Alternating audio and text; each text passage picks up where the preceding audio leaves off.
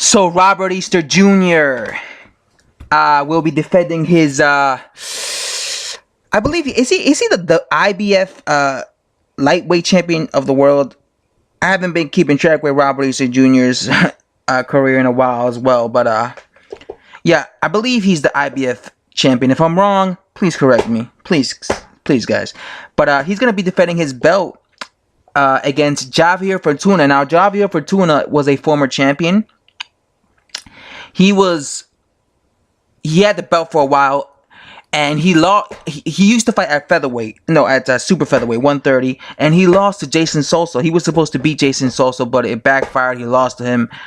But yeah, I think that's his only loss. Or does he have two losses? I know one of his losses came to Jason Sosa. So Javier Fortuna is moving up in weight, right? Because that fight happened at 130, so he's moving up to 135.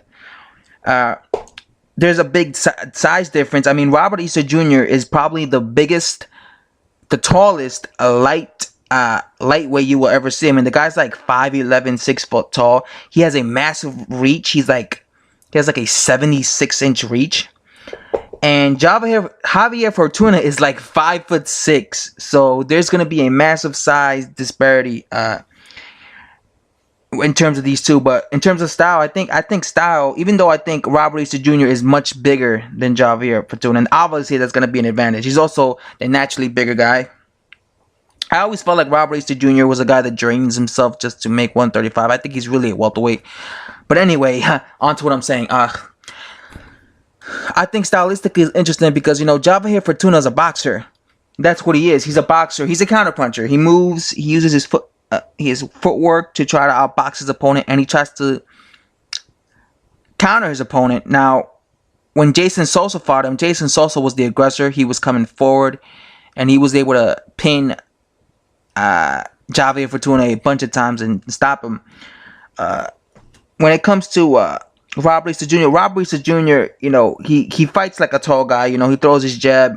He tries to keep his distance, but he also can come forward when he has to come forward, like he did with that Mendes guy. But I always felt like the way to beat Robert Easter Jr. is to put pressure on him, because whenever he's under pressure, Robert Easter Jr., he tends to not do well. I don't think he's a good inside fighter. You know, when he fought Richard Kame was on the inside, and he was beating up Robert Easter Jr. a lot in there. Even when he fought that Denis Shafnov guy, that short Russian fighter, he was coming forward, putting a lot of pressure on Robert Easter Jr. And again, Robert Easter Jr. didn't look the best. A lot of people thought, matter of fact, a lot of people thought he lost both of those fights. A lot of people thought Richard Kame beat him. They thought they robbed him. They thought they gave him a gift decision. A lot of also people, including myself, I thought Denis Shafnov beat Robert Easter Jr. So there's a pattern with Robert Easter Jr. When he's under pressure, he doesn't tend to do the best. That being said, Javier Fortuna is not a pressure fighter.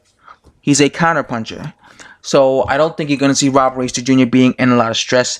But it might still be frustrating for him, because I've never seen Robert Easter Jr. in there with a slick type of counterpuncher like my dude Javier Fortuna, because that's what he is. He's a slick third type of fighter. I don't think I've seen Robert Easter Jr. in there with that type of fight style. So maybe he might be able to give Robert Easter Jr. some trouble. I'm definitely picking Robert Easter Jr. to win, though, because Robert Easter Jr. is just naturally the bigger man. He's bigger, he's younger than him, and he has a longer reach. And the fight, I don't know where. Robert Easter Jr. always fights in Cincinnati. He's from Akron, I believe, Akron, Ohio. And he fights over there in that part of the world, Cincinnati. He fights over there. Shout out to Ohio, by the way. But if he's fighting there again, they're going to give him the advantage, because he fights there a lot in the PBC. He fights on that in his neighborhood where he in his hometown, I mean, where he grew up. So if the fight happens there, I'll definitely be picking him to win. But yeah, I just think it's an interesting fight. It's a fight that you guys should know about. And yeah, it's just I'm out.